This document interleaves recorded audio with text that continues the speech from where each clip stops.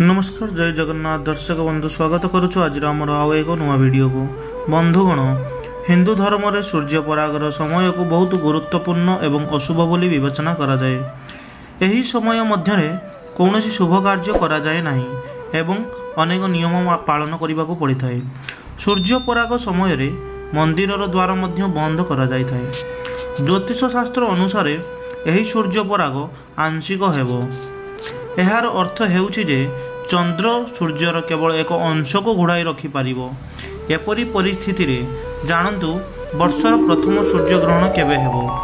एही ग्रहण भारत रे दृश्यमान हेबो कि नाही, एहा सहित एहार सूतक समय कौन रही आसंतु आज वीडियो माध्यम रे जानिबा। ज्योतिष मानक अनुसार 2025 मसीहार प्रथम सूर्य पराग 29 तारिख मार्च रे हेबाकु जाउअछि। कैलेंडर अनुसार यही दिनटी चैत्र शुक्ल पक्षर अमावास्या तिथि अछि। यह एक आंशिक सूर्य पराग हेबो, जार अर्थ हेउछि संपूर्ण सूर्य चंद्र द्वारा आच्छादित हेबो नाही।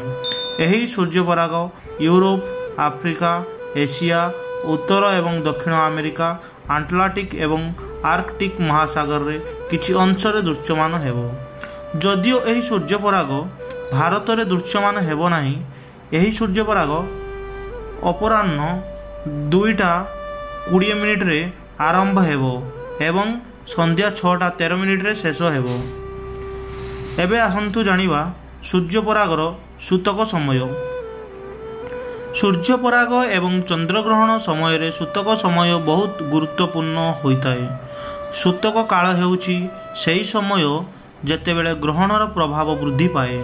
चंद्रग्रहणर सूतक समय ग्रहणर 9 घंटा पूर्वर आरंभ होइथाए, जेतेबेले कि सूर्य परागर सूतक समय ग्रहणर 12 घंटा पूर्वर आरंभ हुए।